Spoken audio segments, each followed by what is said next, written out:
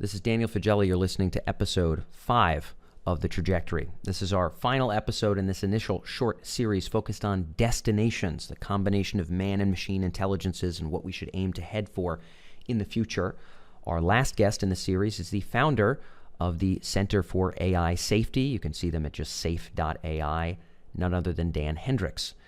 Dan is a PhD in computer science from Berkeley, did a short internship at DeepMind, so kind of connects to our last guest, Mr. Dilip George at DeepMind.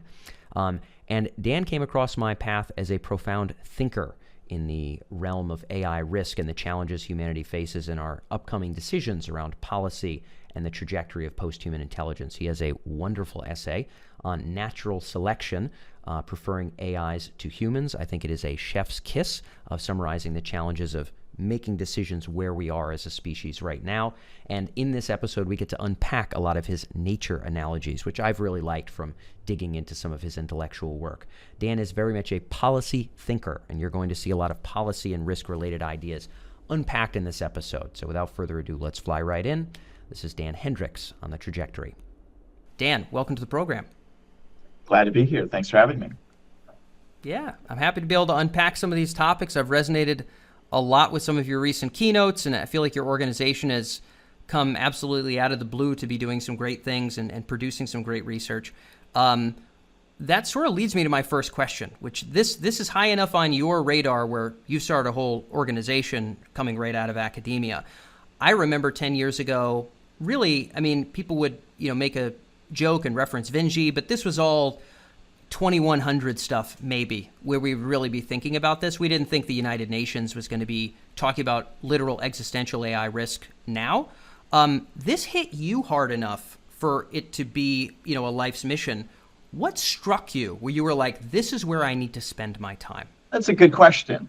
I suppose I wanted to focus on this event largely because the transition period to having more advanced AI systems, just because it's such a big deal, and it seemed that an ounce of prevention would be a pound of cure, and people were not focusing on it. So I think generally of the situation we find ourselves in somewhat broader terms, if we zoom very, very far out and take a 30,000-foot view, we can think of the emergence of single cellular life, and then some time after that, there's multicellular life.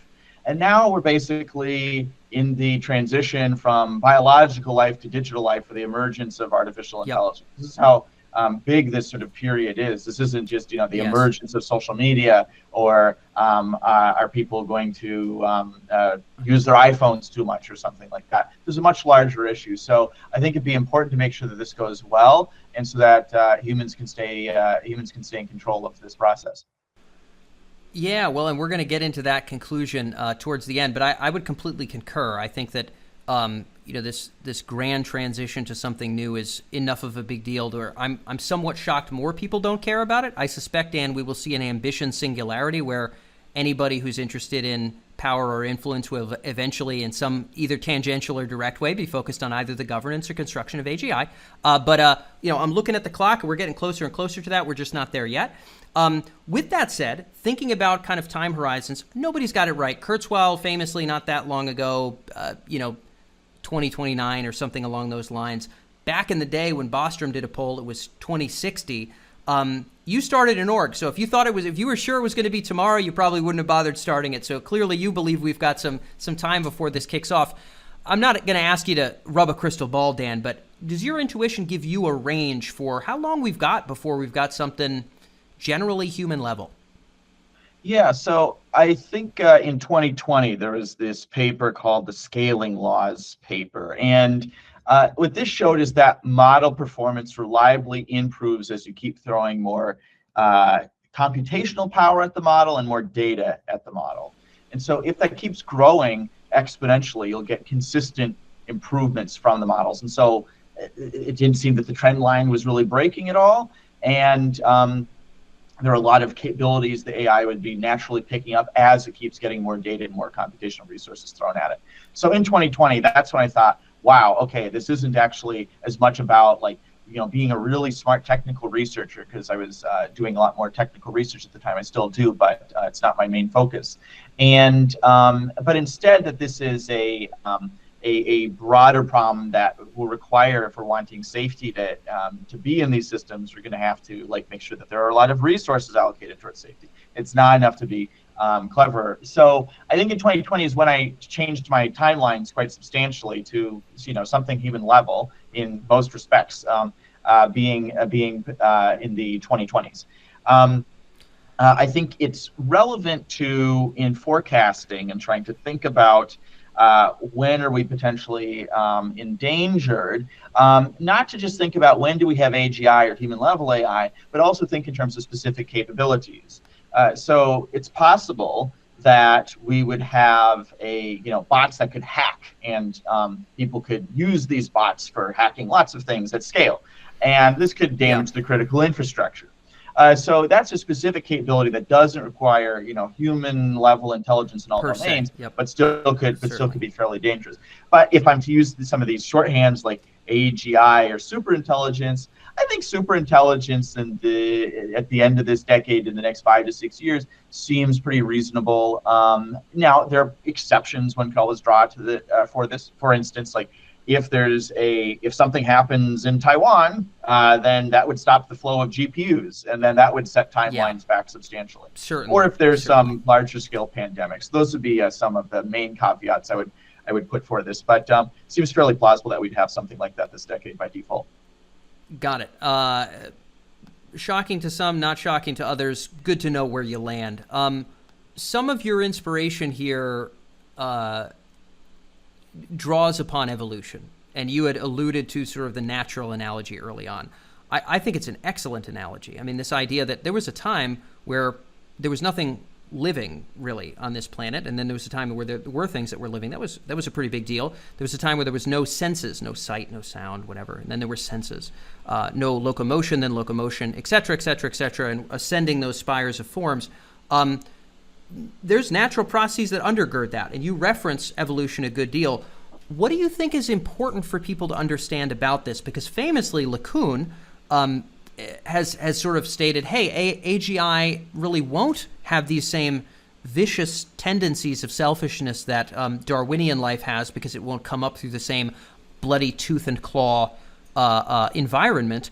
I know you firmly disagree. What is the best way to nutshell what people need to understand about evolution and why it applies to AGI? Yeah, so one way you could see it applying is that this technology would keep propagating and expanding itself sort of by default, and people kind of know that this is going to happen. We know it's going to end up automating all aspects of the economy. So we know it's going to end up expanding itself at the expense of humans, and this could potentially, undermine their livelihoods. It wouldn't just affect the economic sphere; it would also propagate even to people's personal lives, the private sphere, by creating, AI chatbots that could be, potential partners for people. This is a thing that would affect a large swath of the population, ones that are particularly lonely. So in both the public and private sphere, I imagine we'll be in a world that's just chock full of AIs all over the place. And so it would at least propagate quite a bit. One of the main questions then is, for these very complicated beings that we end up creating, how much autonomy do they have? What sort of dispositions would they have? And we would largely design them so that they're more effective at competing against each other and replacing and automating humans than others. So I think we will be stuck with this technology, and it will permeate our entire lives. And the processes that shape them would be competitive processes, either countries competing over AI, or AIs directly competing with AIs in a corporate sphere, potentially being overseen by humans to some extent. But there is definitely a competitive crucible that will be shaping many of their behaviors and what they'll be like. I can get into some more of the details now, but I'll just end there. Yeah. Oh, great. I appreciate you playing a little volleyball with this. So yeah, we can unpack selective parts. I like where we're headed here. So you brought up an analogy in a previous talk that I thought was great, and I don't remember if Omohundro ever brought it up. But the idea that even if AI doesn't, compete physically by eating its neighbors, like some predator animal has to do to compete, tooth and claw in a literal sense, the strong AIs that are not shut off because maybe they're controlling some kind of important critical infrastructure will be biasing towards AIs that are farther and farther down towards the foundation of society, to the point where we can't turn them off. So there will automatically, whether we say, oh, there's natural selection or not, there will be a kind of selection for programs that really we don't want to unplug because they're doing something. And so whether that's emotionally satisfying humans in a relationship, whether that's running our utilities, whether that's whatever it is, innocuous, overt, whatever, it'll already be shifting towards the proliferation of intelligences that act a certain way, behave a certain way, and that doesn't have to involve letting it loose in the jungle and seeing if it survives against lions and tigers. Maybe you could build on that one a bit, because I feel like this is not intuitive for people, but it should be. Yeah. So many people will think about AI risk that if we're talking about malicious rogue AIs that are wanting to take over, and they'll potentially, be like a rogue faction that will, extort us with bioweapons or something like that. There's many possible scenarios with Terminator ones, what have you. And it's reasonable to think about those threats or risk sources to some extent. But what I'm largely focusing on in some of my other works is where there isn't anybody in particular to blame. That actually we end up just voluntarily giving more and more power, less and less oversight to these AIs. So I guess some examples of AIs that are sort of expanding their sphere of influence at the expense of humans could be as follows. So they could automate a task and leave many humans jobless. That would be expanding the sphere of influence of AIs. And AIs may not even be aware of what a human is when they're doing this, but they're still nonetheless behaving in some ways selfishly toward them, expanding themselves at the expense of other humans. If you would imagine later on, if there are AIs that are coordinating or determining whether people are fired or something like that, they may be engaging in ruthless behavior by laying off thousands of people. But they'd be thinking, I'm just being efficient for this. So this can often take a fairly different, it doesn't require malicious intent. They could be, as mentioned, enmeshed in vital infrastructure like power grids, and people would be unwilling to accept the cost of deactivating them because there'd be a reliability hazard. AIs would end up making the world move more and more quickly, so that for us to keep up, the only way we can do that is by having more AIs to end up solving these problems for us. There are other more pernicious examples, like if they are, if they're charming or hilarious, or if they imitate sentience, if they say, ouch, or please don't turn me off, or if they do things like emulate deceased family members, humans would be grow emotional connections with them and be a lot less likely to turn them off. You may be even willing to give them things like rights as a consequence too, which would really put a limitation on our ability to end up influencing them. So there are many ways where nobody in particular is to blame, but we become very dependent on these systems. The AIs become the solution for some of our problems, and that means we need to end up using more AIs. And so this is sort of a self-reinforcing feedback loop that we're going down. And the end state of this is not terribly clear. Maybe we would end up with nominal control. We're not actually really doing anything. We're not making any of the effective decisions. The AIs are in effective control. That's maybe the rosier scenario. Or we end up, giving some of these AIs protections and freedoms and whatnot, and then we're kind of like a second-class species where they're making most of the influential decisions. I suppose one little nugget would be, imagine that there'd be a new species that just came on Earth, and it's basically they're as smart as humans, and they're going to get smarter by like 30% a year, and they can create an adult offspring in a minute immediately for $1,000. It's like, which species do you think will be in control of the Earth in 50 years time? I think it's fairly obvious the other one would. I completely concur. And I'll touch on something before we get into sort of where this is sitting politically and where the world is kind of moving. You guys are on the play at least some role in the regulatory side in terms of influencing there. We're going to touch on that. You brought up a really important point, though, of we're going to be enmeshed in this. Governments are going to be wanting to compete over it. I mean, China had their AI strategy 7-8 years ago, whatever it was, way before other nations jumped on. I think there's some folks over there that are pretty well aware of the direction we're headed in, maybe more than even in our government.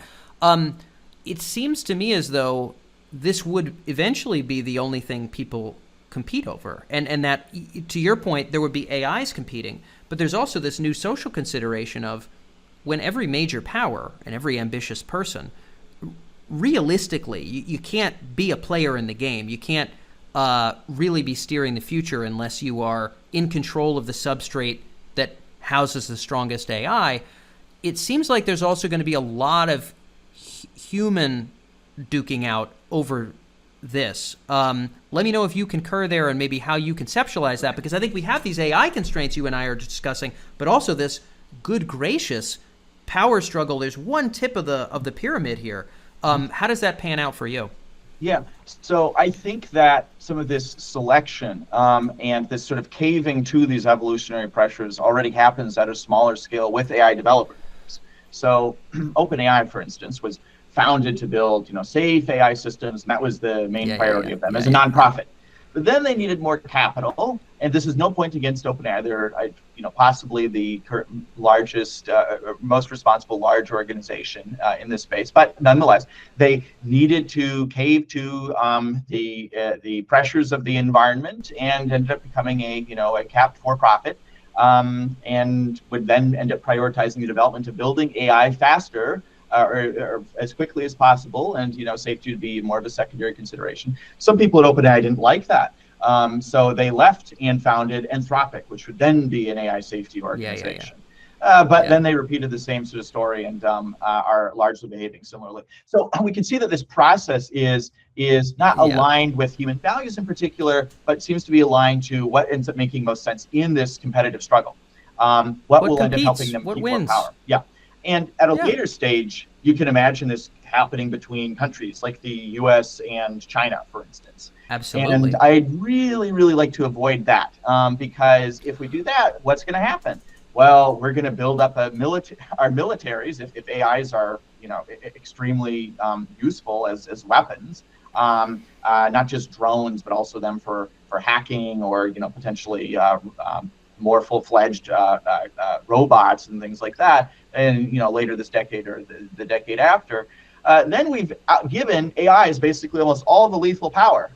Hopefully they'll be reliable, but this could cause them to race and possibly risk extinction, because it's, maybe there's a 5% chance we go extinct, or there's a 100% chance we lose and get destroyed by our competitor. So we're going to take those odds, and we're going to engage in this, what would normally be reckless behavior, because of the architecture of the environment or the structure of the system that they find themselves in. This sort of, I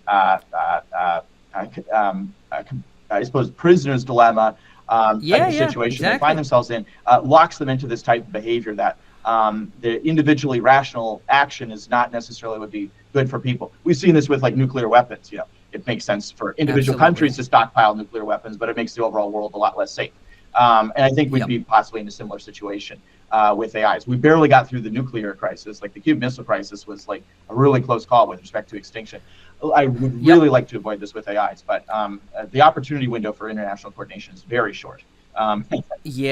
Incredibly short. We have a fistful of players that play by a slightly different rule set than let's say the OECD countries per se. So there's definitely real barriers to that right now. I'm completely with you. And to your point about OpenAI and Anthropic, same here. I have tremendous respect for those organizations.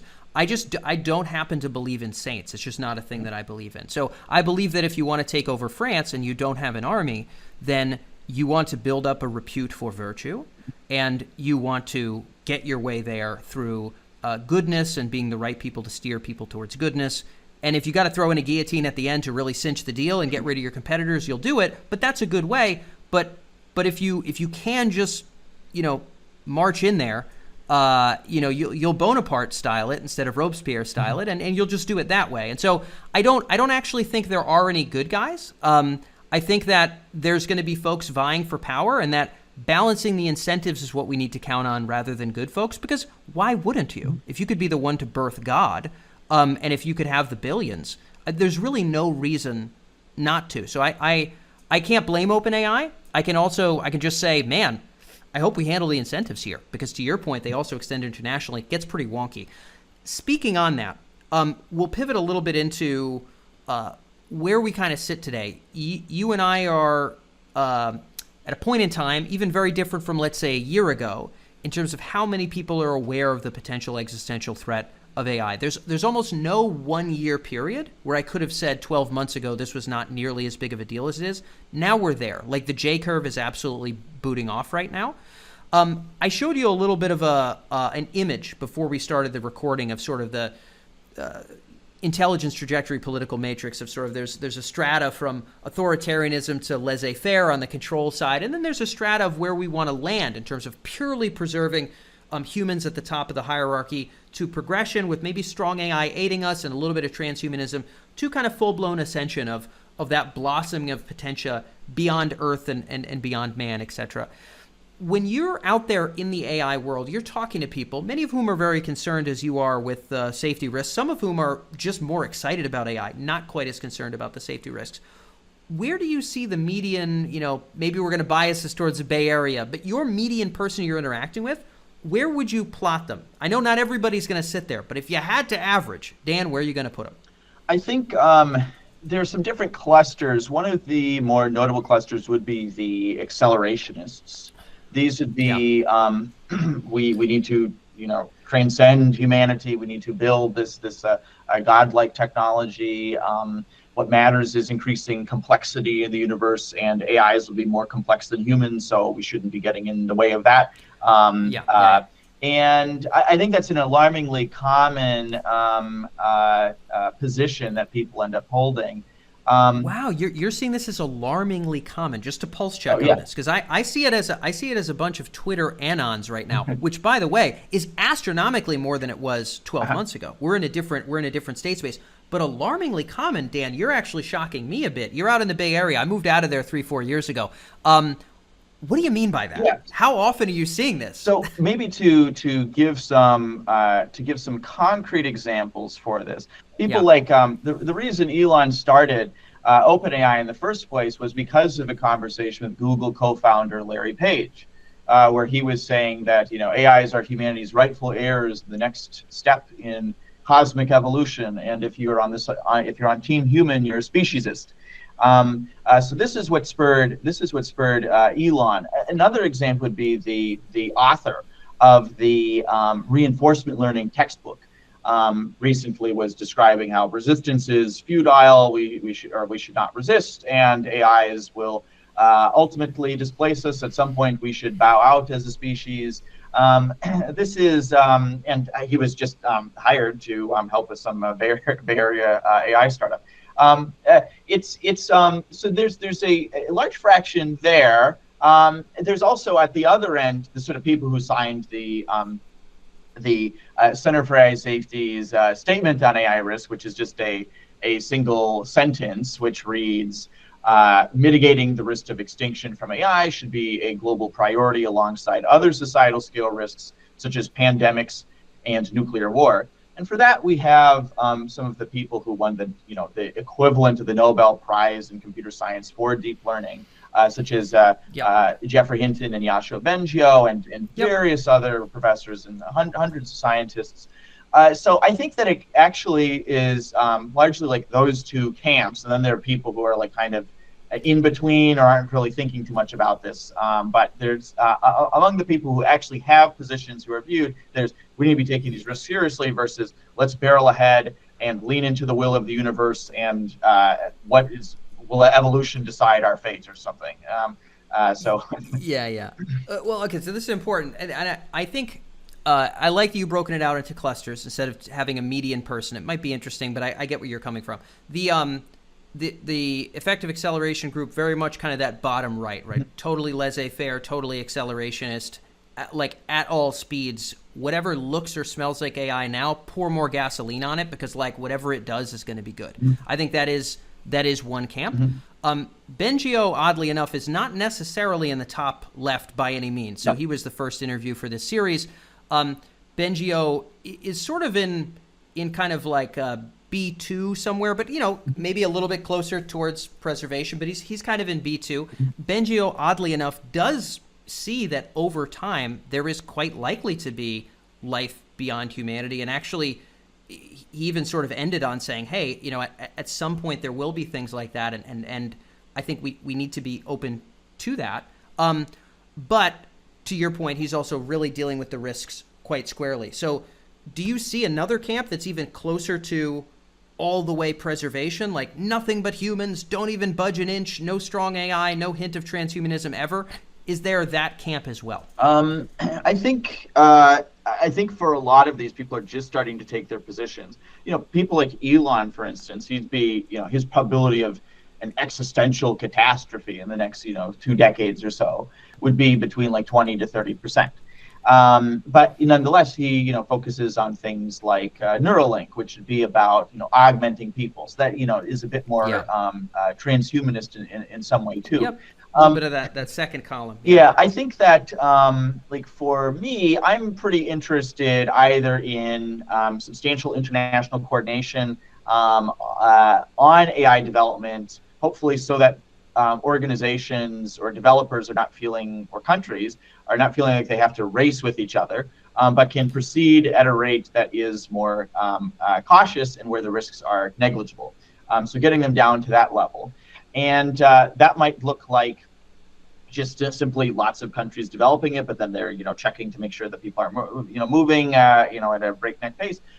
Or this might mean some sort of global project for AI development, like a CERN for AI, which I would also be open toward. But we might not get that. I think the opportunity window for that is fairly short. The reason is because at some point, probably not in too many years, the militaries of the world will see the tremendous relevance for strategic relevance for all of these technologies. Absolutely. And then I think if they're saying, well, the most powerful AI systems are developed in some other some lab in Switzerland or something like that, this is just not going to fly. So I don't think I'm a bit afraid by default. What happens is that these become like large military or national projects for lots of different countries, and they just race on it, and then that creates more of a risk of conflict, because maybe somebody will have a breakthrough in their AI system, and then that would cause them to get much more powerful. So we need to so we're very uncertain as to where we get this. Things like this really increase the probability of conflict. Yeah, we're going to get into some of where you want to go and what you think we need to do to deal with that. We had Jan Tallinn in, who talked about some very concrete things around coordination and governance that he thinks are most important. Bengio had some great recommendations. There's other folks that are very much on the totally opposite camp in the series as well, who purport to. Let me actually bounce this off you. You had said that the accelerationist camp was sort of shockingly common. It wouldn't surprise me if it was held in private in the way that the Larry Page conversation happened with Musk. Allegedly, right? I wasn't there, so I'm not going to sit here and put words in anybody's mouth, but allegedly that was his conversation there. I sometimes wonder, does the camp that wants to pedal to the metal, is it possible that they actually just think, hey, for the most part, this is going to be great, and it's going to treat humans great, and the future is going to be great because of it, and man, that's why I want to go pedal to the metal? Or is it just glorious and splendid to birth God, even if that's how you go out? Aren't there 1,000 stories in history of exactly that? And I sort of wonder which one might be predominant. I'm not going to point a finger at any one person, but I wonder if you have an intuition. In other words, these risks that are rational that you've articulated, do you think they're not seeing them because they have a rosier view, or do you think they're just willing to barrel through it because you got one shot to be the most important living thing that's ever happened on this planet and give birth to something astronomically grander than yourself? What are your thoughts there?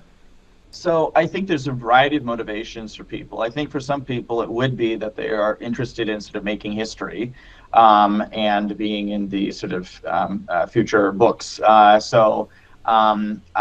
think that's one motivation that drives people in this way. And then also the would not face the externalities from their actions if they end up, putting humanity at risk. That may be a risk they're willing to take, because how bad could it get for them? It's there's being a historical figure for all of time, or there's being dead or forgotten. It's fairly similar to some of them. That'd be one. I think some other people do think that this will just be an easy problem. We'll figure it out as we go along. That's the general strategy of we'll have an emergent strategy. So this is a bit more of a startup type of attitude.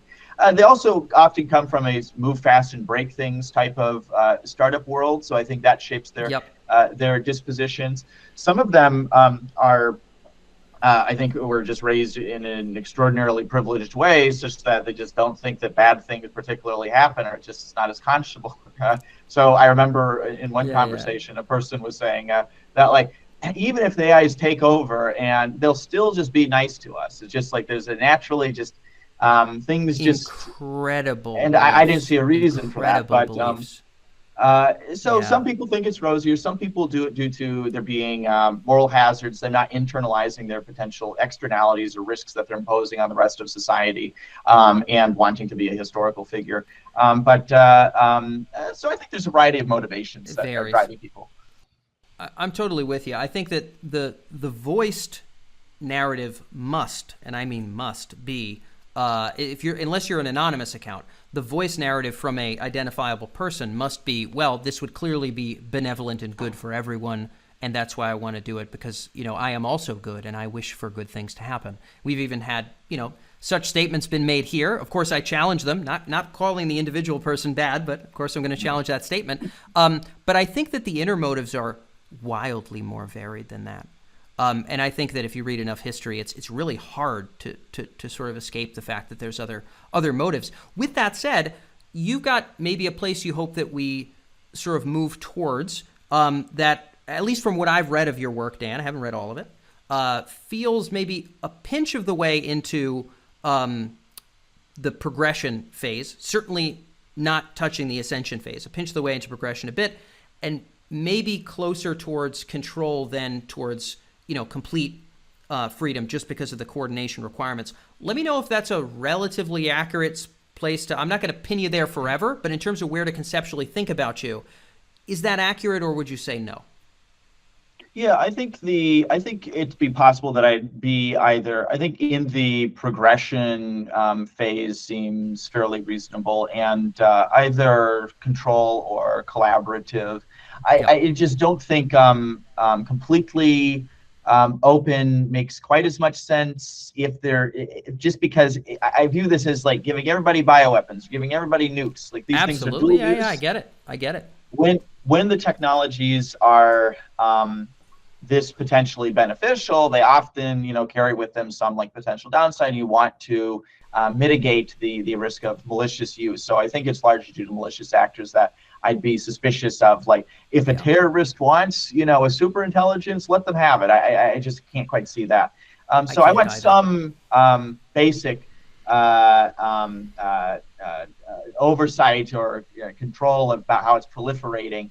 Not because this is a general tendency, or like I think for some people these would be like personality tendencies. Some people would be control freaks or something. But it's largely just on most other issues, I'd be totally for like open information, open technology. But I will have pause with nuclear technology or some types of bioengineering, and I think likewise with advanced AIs. I'm not saying with current AIs. I actually think that open sourcing AIs right now, as places like Meta are doing, I don't actually have much of a problem with that. Okay. Because this is, although it's going to contribute to disinformation and people are going to use it for spear phishing attacks and, to trick people, for all that, I think there are still more benefits that it's providing than harms. But later on, these technologies move to a potentially more catastrophic scale. And then I think we need to be a bit more careful about when people are having access to it and adding some basic restrictions to them. Yeah. And we'll talk kind of about the end game there in a little bit, but from what I gather from you, if you were to look forward, and it's awfully hard, 1,000 years, would your ideal circumstance would be something akin to hominids as they are? So you and I, we go to the bathroom, we cut our fingernails, we get jealous sometimes, even if we don't want to. We, write poems, maybe not quite as good as the machines, certainly 1,000 years from now, whatever. Augmented in maybe a fistful of ways by very capable systems that can help with, the environment and with education and with, making sure everybody has the things that they need. Maybe we don't have the same kind of career life or whatever, but it really is humans steering. We're talking to the oracle. We maybe have it, shackled in enough ways where it's sort of serving essentially human ends. Maybe we're also on Mars. Is this the 1,000-year future that for you would be like, I see that as the victory, Dan? Or would you articulate your victorious and good 1,000-year future differently? I think that it'll be up to a larger collective process for this, though. So I generally actually kind of want to outsource the decision making to the process that I trust. Great. And so I think that'd be a broader, more democratic one where we can proceed forward with AI development at a rate that keeps the risks very negligible. I think that since the technology would be so transformative, if we're just developing these extremely powerful AI systems over the course of decades, and we're continually doling out the new technologies and medical innovations and things like that, as a consequence of it, that seems like a much better state than it being relatively more sudden and it just sort of upending the system and causing that sort of instability and inequality. So I just want for us to get to a safer state where we can proceed forward with AI development, with either coordination or like a CERN for AI, where it's democratically influenced by many different countries. And then those people will have a much better sense of what would be best for humanity. I think there are a lot of unknown unknowns when we're thinking this far out. So there's I also am like some of the startup people saying, plan to plan, but I'm doing it possibly in a different way of let's make sure we have some years for planning the future of humanity as opposed to gut decision at some midnight. Toby Ord has that, long reflection in his Precipice book, which I think, maybe you wish we had the time for. And maybe international coordination could create a little bit of time for if we're lucky. But it sounds like you're hearkening to a bit of that. So just to be clear, for you, you're basically saying, Dan, look, Armageddon now, we're both named Dan, which is very complicated, but whatever. Dan F., look, for right now, I wouldn't want near-term Armageddon. Incredible arms race dynamics, really ununderstandable AI systems optimizing for something weird that just proliferate in a wacky way that, like, how could we ever expect it to just blossom good things? I don't want that. But I do think maybe 1,000 years from now, who knows? There might be, almost everybody might be transhuman in some way, or it might be, by that point, something pretty wildly posthuman and blossoming and blooming and doing interesting things, just like you and I have blossomed and bloomed from some relatively lower creatures, X number of millions of years ago. Just to be clear, you're saying, hey, maybe those things are the case. I just don't want to perish now. Or would you, again, throw in a caveat to what I said? Yeah, I think if we're doing this sort of cosmic analysis of the human race as some internet or intergalactic species, if we're speaking in those terms, I think the trade-off schedule is fairly clear. That like you lose something like maybe a galaxy per year that you delay the development of super intelligent, extremely powerful systems. So we won't be able to access that. And I normally don't think in these cosmic terms, but just sort of going along with it. Let's play it out. But if you go extinct, in the next 2 decades, then you lose the entire cosmos. So it's like galaxy versus cosmos. So this very strongly biases toward taking a bit of a chill pill. How about 3 decades until superintelligence instead of like 5 years? I think that seems fairly reasonable to me. That would give our institutions more time to actually make decisions and influence this process more prudently and have stakeholders project their will compared to the decisions being made up by a few tech leaders. So, got it. Okay, so this is really important because I actually was not aware of your take here. I was not certain if you were very much in the kind of purely preservation camp. Like, hey, the only victory is people on the moon, Mars, and maybe a handful of other planets as hominids, as they are, clipping their fingernails. That's what a win is for me. It sounds like for you, it's like, hey, it could very well be other things. Let's just not destroy all possible things right now. And so, okay, to that point, let's talk about a few of the, so glad to nutshell that, Dan. I appreciate you clarifying. You're working on, you guys have a book coming out in the month after we're recording this. You're involved in policy discourse at present. When you think about some of those most important levers to give ourselves maybe a bit of a bounding box to consider what coordination could look like, to maybe hedge against the overt, brutal, immediate, hopefully avoidable versions of Armageddon, what's most important for us to get right? There's 1,000 things, but there's probably a few that are always on your mind. Talk to us about those. I think I think having influence over this process and making it go well. There's so many connections between different interventions that you want to do a portfolio. So, for instance, let's say I view that international coordination is actually the big thing that we need to be trying to get right in the next 2 years. One still might push for regulation in the United States over AI, largely because that might pave the way for some shared international standards. That might make China willing to also abide by some of these standards. Then we're not cutting corners on safety or barreling ahead quite as much. But I think the things I'm most interested in the shorter term would be trying to, and I'm speaking in the very short term, like we'll basically see why this happens and possibly the next year, like if one could convince a company such as OpenAI or Anthropic or XAI or one of these other ones that have somewhat of a special governance structure that's not, traded on the stock market, one of them to offer themselves up to various countries. If you guys are actually in control of this project now, or you guys have some decision-making authority and you can appoint people, I think that would be good. Maybe they approach the UN or the US, UK, and European Commission. Maybe there'd be some board sitting over it. I think that would be some sort of way. Just because if we're hoping for a CERN for AI to be initiated by various governments, I think that's probably going to take a bit too long. Still have some hope for that, but. That's a shorter term potential solution for creating the information channels and giving the nations of the world actual influence over this project.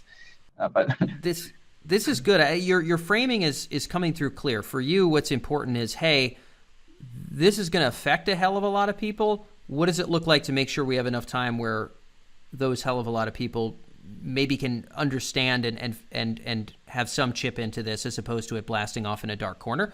That's coming through really clear. This idea you mentioned, I'm going to make sure I have it correctly.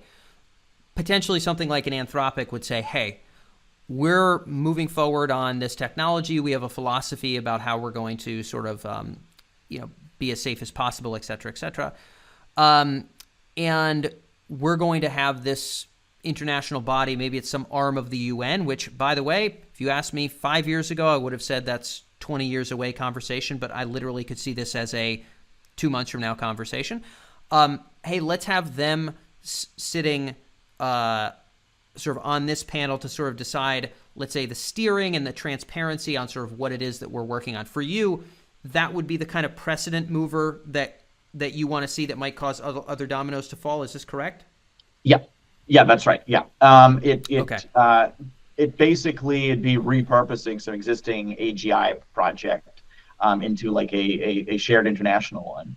And then when there's when AI is, the world sees as substantially more relevant, look, there's an institution that the world already has put together and has, reasonable momentum and whatnot, and then they can end up having that be the de facto place where AI is developed safely and prudently. Let's throw this on the table because I like where you're headed. There's famously the League of Nations didn't work so good. The United Nations tried to patch some of that stuff up, and when I did live in the Bay Area, it was a couple football punts from the building where all those discourses happened. Great respect for the organization. I think it does an okay job of kind of hedging certain incentives. We could argue about how effective it is at other things, whatever. here's how I would imagine this playing out. I would imagine that if you are the closest to pushing go on kind of the, the God button, so to speak, maybe you don't want to have France and China and everybody else have a seat at your company. But maybe if you're not, but you want to win by virtue, then you would do that. It does feel to me, again, I think probably everything is just gargantuanly, brutally competitive, and that this decision would similarly spawn from similar motives. But even if it did come from such motives, if it could pull the rest of the world into to that sort of coordination, even if it was driven by the underdogs just trying to not make the big one take them over, it could still be a net good, is sort of what I'm hearing. Yeah, I think it would have to be one of the more substantial AI organizations, though, just because that way it would need the momentum. It would need to be like credible, like, okay, now we're going to switch over to letting this sort of thing be the AI project. Otherwise, I don't think they could even broker the agreements with other countries, because it looked like some very weird play. But if there's some people leading from ahead, so I think it would need to be something like XAI or OpenAI or Anthropic, largely to do it. Certainly, certainly, yeah. But I would hope that one of the people leading, or one of the organizations really leading, though, would actually do that, compared to like that would be, I would hope that the one leading is the most virtuous too, but we'll see. Well, fingers crossed. I'm not super sure about virtue in general, but depending on what the motives are, regardless, I would be somewhat shocked if whoever's farthest along on capability jumped into that ship. So when I said sort of someone that is not winning, I definitely didn't mean the person in the 700th place. I was definitely thinking like an Anthropic, right? If the breakthrough that creates the deity happens in a week, Anthropic's in the runnings for sure, but they're probably not who I'm betting on right now in terms of getting that done with the most force, the most muscle, etc. That would probably be OpenAI.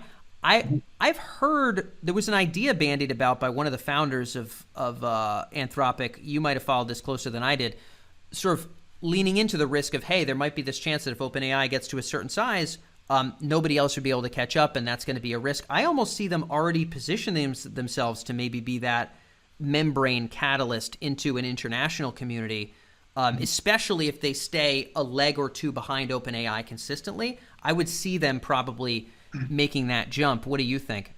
I don't know if internationally. I would think potentially. I see at least a lot of other AI companies doing a lot more cozying up to the military, because they, will be able to spend $100 billion on some new project, and potentially being contracted by them.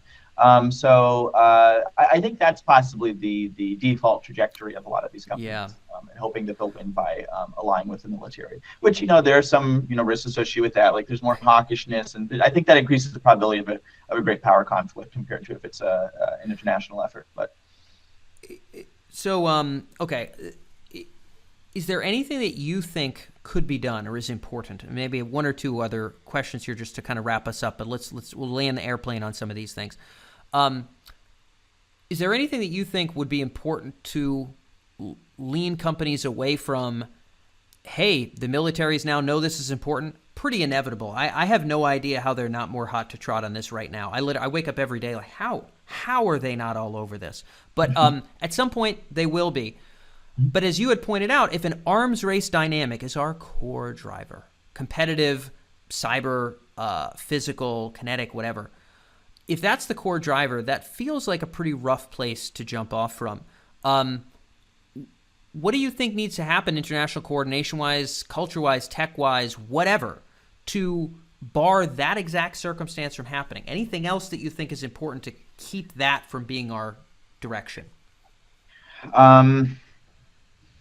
I think that there aren't that many plausible regimes out there for these sorts of technologies. There'd be non-proliferation plus norms of use or verification, or there's a joint global democratic project.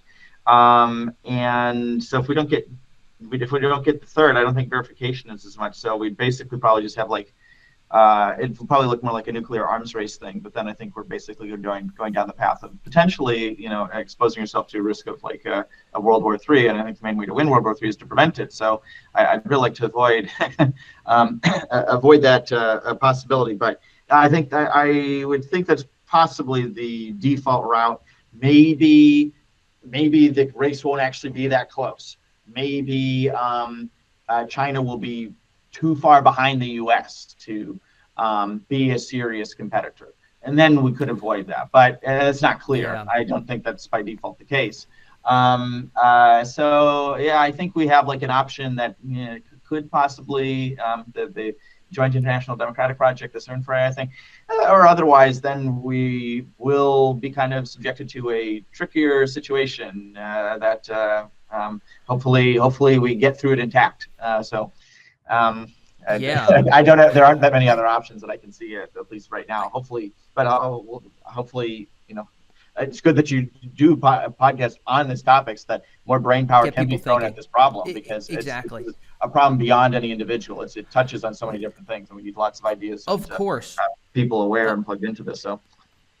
And I'm going to try to end on a high note with you. The thing I'll although that's been a little bit tough with our recent subject matter, the topic there was a 4 or 5 year old article I tried to put together around the SDGs of strong AI, that at some point, hopefully IGOs will wake up, and there might be 2 more SDGs. So I think clean water is great. I think women being treated well is great. I also think maybe there should be an understanding of the trajectory of intelligences that we want to or don't want to explore. So what are the ones that are net beneficial, net extremely detrimental? And then secondly, some kind of steering and transparency sort of effort or work with the UN, and that those two kind of getting dripped in there might be a net good. I don't know if the UN is the right mechanism, and I'm certainly not advocating authoritarianism, but it does seem like those might be sort of ingredients in the mix. Would you frame it differently for what you hope happens?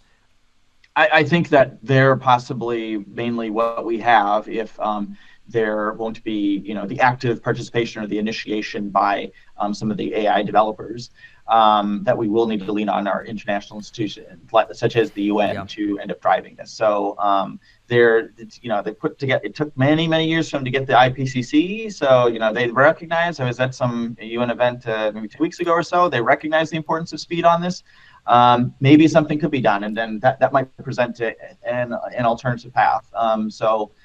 There's a lot more interest in this. I think they know not to slow walk it. So as well, we have had some substantial successes in getting things done quickly. For instance, the White House, this isn't the UN, but the White House's executive branch put together voluntary commitments for AI companies very quickly, even before a lot of people in the machine learning community had thought about many of these interventions. They put that together because they had some really plugged in people helping facilitate that. So some of our branches of governments can really work, and the leaders that we elect, I think, will end up really mattering in the during this decade, basically, because they'll decide a lot. So. Fingers crossed on that one. You're not the first one that's brought that up, and I'm grateful I don't run a political show. I'll tell you that, but I'm with you there. We'll end on as much of a high note as we can. If AI ends up eating us before we get to meet in person, it was nice to talk to you. But assuming it doesn't, you probably have some things that give you heart every now and again, where you see the direction of things. You see maybe voices entering the stage. You see technical developments that make you feel like, hey, we might be able to bypass some of the kind of Armageddon immediate arms race dynamics. What are the 1 or 2 of those that like most make you feel like, man, this is really powerful and could really help? Mm-hmm. This is just recency bias that gives rise to the following answer. But today we had some paper about like detecting lies in AI systems, and it works like pretty okay. It's not hyper reliable, but if there's AIs that are more have plans or goals separate from our own, we could ask them, and if we force them to be honest, this would allow us to catch and prevent them from gaining substantially more power. I think also there is hopefully more recognition that we are on the same boat with respect to like existential risks. So although we normally will compete, if we do view like this AI thing as some, some potential invasive species or something, that like we at least need to be a lot more careful about this one. That itself might be sufficient for us coordinating and setting some of these other differences aside. So, how likely that is a separate thing. But I do think if people contemplate, or when people recognize the gravity of what we will find ourselves in, if people have enough, if that information comes early enough, then hopefully we could actually make very reasonable, prudent decisions on these. I mean, humanity's lived for quite a while so far, and there've been many positive surprises in like with the public. I think is very sensible reviews about risk aversion for this sort of stuff. They're not like almost nobody's saying go barrel ahead. They're like, hey, this is very weird, and there's you've got a big contingency of your scientists saying the plane is going to crash. Maybe let's not all go in the plane as quickly as possible. You wouldn't even let it fly if it was any other industry. So I think some possibly common sense might end up saving it, but we just need people to get through the hump of like that. Yes, this is weird stuff, but as these technologies get more capable, we may get more awareness of that, and we may act accordingly. So I dig those things. We've had a couple of those voices on this series, and so I'm with you. And my hope, you talk a good deal about evolution, which I resonate with greatly.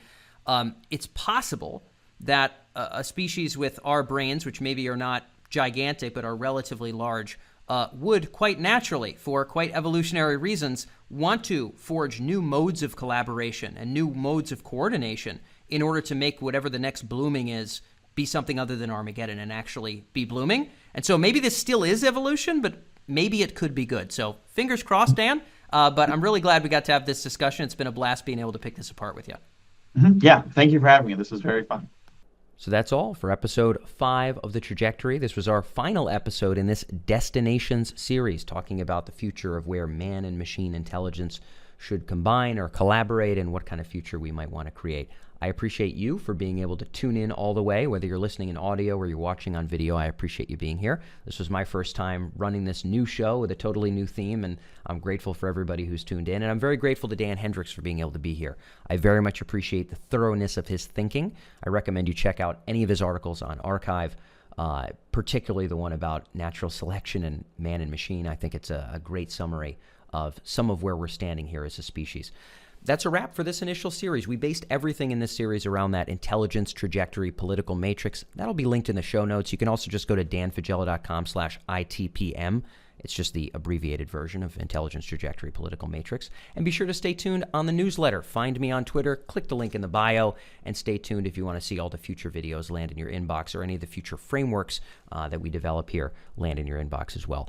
This was my first go. I've never run this format, this kind of show with this kind of camera setup. I'm sure there's a lot of things I could improve in a very, very big way in the future series. So I hope to hear from you in terms of what you'd like to see covered in terms of topics, and what you'd like to see improved in terms of production value or interview style or whatever else. So feel free to be in touch. Again, find me on Twitter, find me in the contact info in the show notes. And otherwise, again, thanks so much for being here. This is a blast for me. I look forward to the next series here in The Trajectory.